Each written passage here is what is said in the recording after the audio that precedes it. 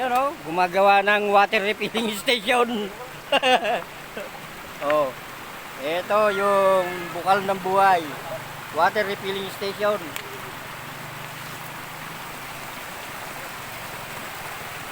Oh, ito naman yung mga kids swimming pool.